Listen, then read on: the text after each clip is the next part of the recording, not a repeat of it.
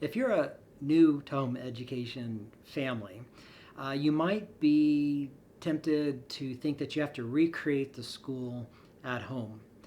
You may be thinking this especially if you don't have a home education background yourself. You were never homeschooled. Maybe neither spouse was, and you don't know anyone who's homeschooling, so you're kind of launching into this alone, and you're falling back to your prior knowledge and experience, which is classroom. Uh, I did the same thing. I didn't have any background. Neither my wife nor I had any experience with homeschooling when we started, and so we kind of fell back into that mindset of recreating school at home. And I want to say that's fine if that's where you are. That's where we were.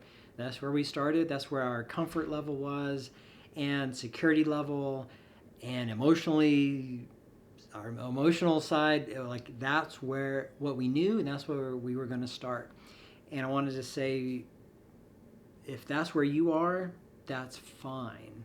Um, I have learned through experience and through just conversations with other homeschooling families, they'll talk to veteran homeschoolers. And these veteran homeschooling parents, veteran meaning they've done it 10 plus years. So they're seasoned, they know what they're doing, but they've kind of forgotten how they started maybe.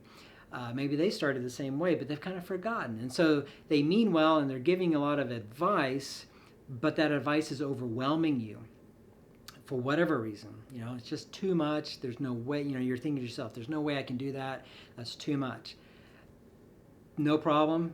I experienced a little bit of that myself, so I know where they're coming from, because I've found myself giving the same kind of advice, but in having to throttle back and say, well, wait a minute.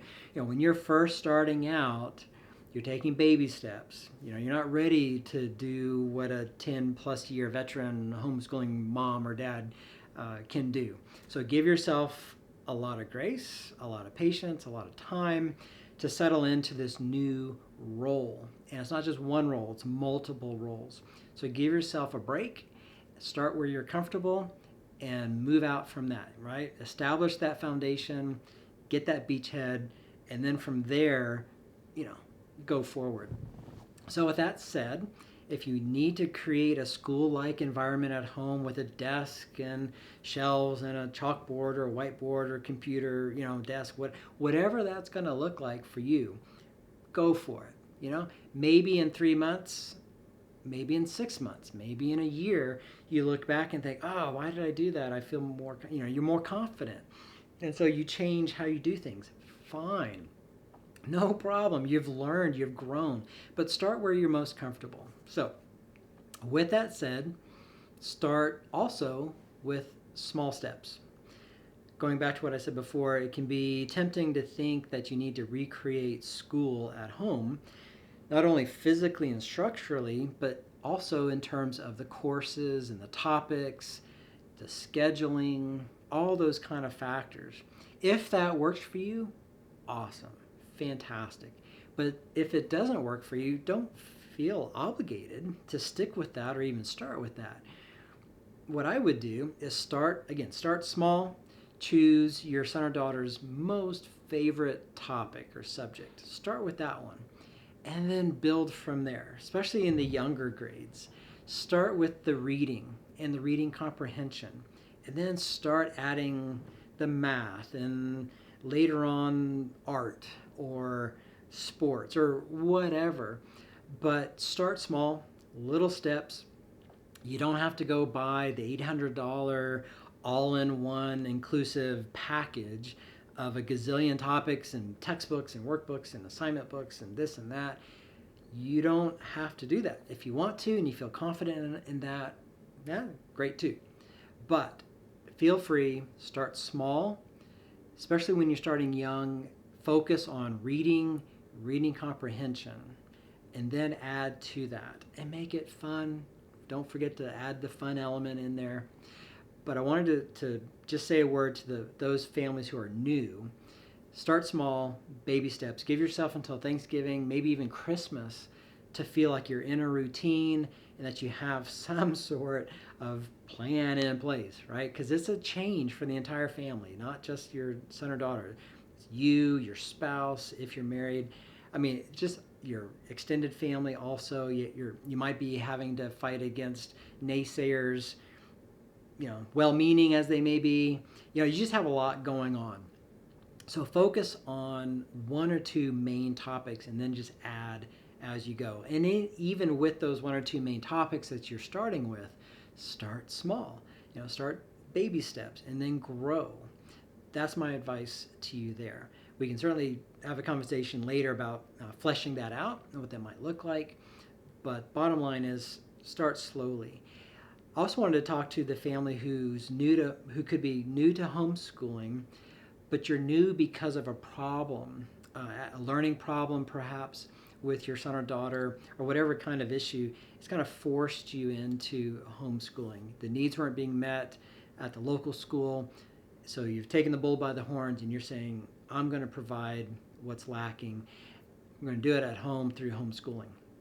So in that kind of environment, also the same principle applies. Start slowly with small steps. Everything I said before applies here, but also the new things would apply, because sometimes, or I would say oftentimes, this scenario where you've tried the teacher-directed, on-campus schooling, and it just hasn't worked.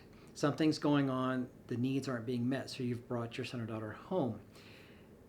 Same temptations can come up with, I got to recreate school at home, or I got to do the 4 core plus the 3 electives.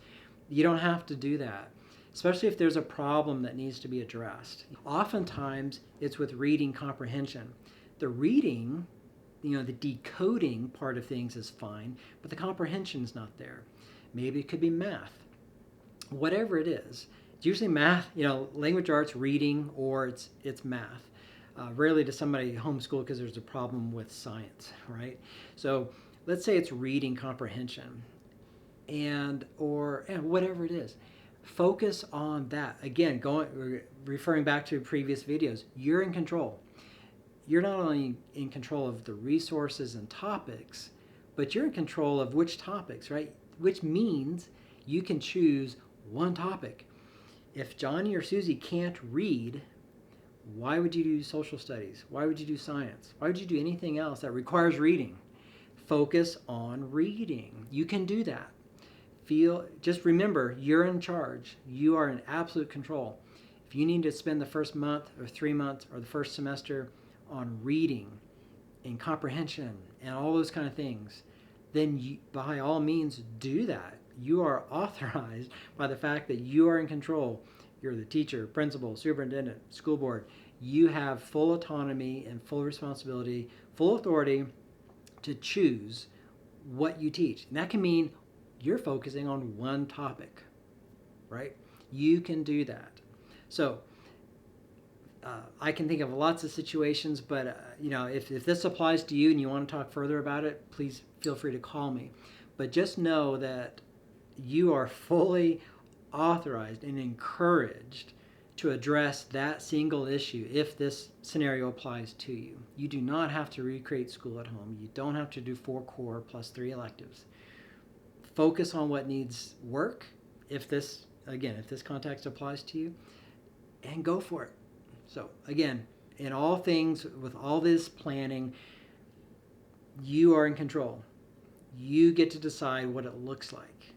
So we at the fully encourage you to do that. If you have questions on what that might look like, certainly give us a call.